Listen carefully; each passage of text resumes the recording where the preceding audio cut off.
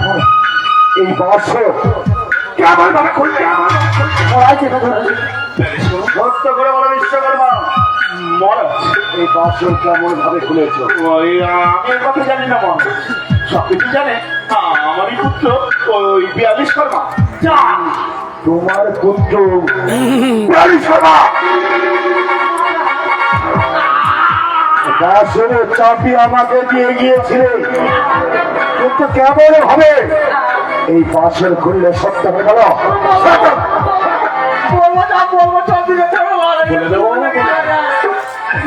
আমি বলছিলাম মহারাজ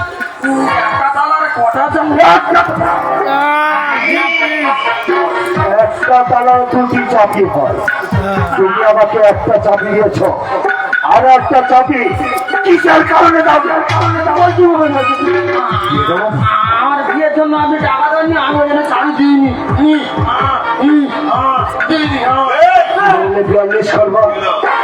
শুধু বিশ্বকর্মার পুত্র বলে নিজের সন্তানের মতো বেশি ছিলাম ভালো, তাই টাকার পরিবর্তে গলার মুক্তের ভালো তোমায় করে দিয়েছিলাম।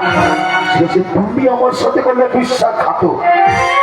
এই মুহূর্তে দরবার থেকে তোমার টাকা নিয়ে আর ওই বাসনের চাবিটা আমাকে দিয়ে দাও। মহারাজ তাড়াহুড়ো করলে ভেঙে যেতে পারে।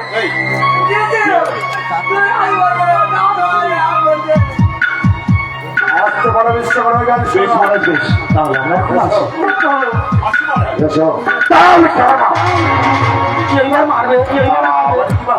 যতদিন না আমার পুত্র পুত্রবধূ এই সাঁতারি পর্বতে সেদ্ধ হবে, তার আগে যদি কোনোদিন দেখতে পাই তোমাদের পিতা পুত্রকে, চিরদিনের জন্য বন্দি করে রাখবো আমারই অন্ধকার কারাগারে। বেশ মনে আসতে পারো। চলো বাবা চলো। বিশ্বকর্মা 42 কন্যা বছরের অন্ধকারে ওরা কি করছিল? এমন কি করছিল? আমার দিকে ভয়ে কেমন ভাবে যেন শিউর একমাত্র পুত্রের নিরাপত্তার কারণে এই সাঁতারি পর্বতে বাসন করছে, নির্মাণ করছে। কিন্তু বিশ্বকর্মা আমার সাথে করছে বিশ্বাস।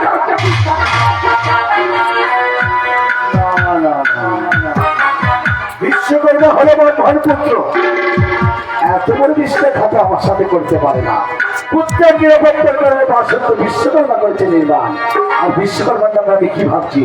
যাই হোক, বাসনের সংবাদটা এখনই দেওয়া হয়নি আমারই সরকার কাছে, তাই আরেকবার কি লাগবো এই মুহূর্তে বাসন বন্ধ করে ফিরে যাবো অন্তরপুর মাঝে মাঝে মাঝে।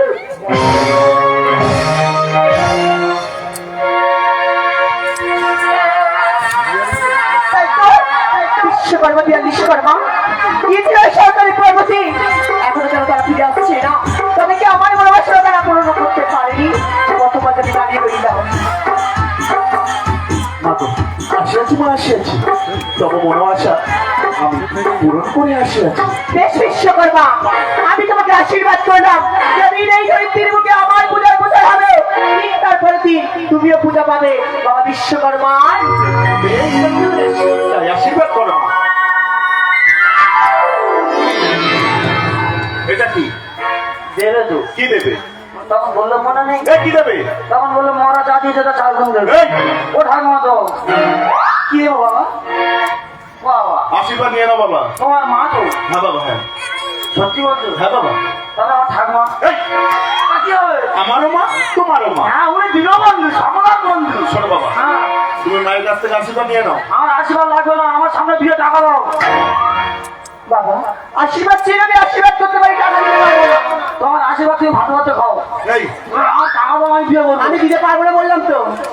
ঠিক বলেছো বাবা। মুখের ওপর চোবরা করছে, কি হয়েছে? মুখের ওপর চোবরা করছে। আমি কি করবো জানো? কি করবে? তোমরা দুজন মিলে চুক্তি করে যে ছেড়ে করেছো, মহারাজের কাছে বলো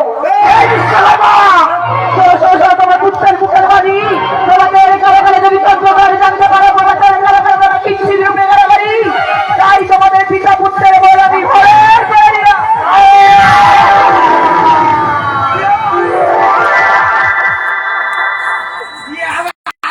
বিশ্বকর্মা 42 শর্মা যেদিন 100 দিনের স্পর্শ পাবে সেদিন তোমাদের বলি ফিরে পাবে। আর চলো, যদি আকাশ ইঙ্গিতে কেউ যদি জানতে পারে তোমাদের দুজনকে মেরে ভাসিয়ে দেবো এই গঙ্গার জলে।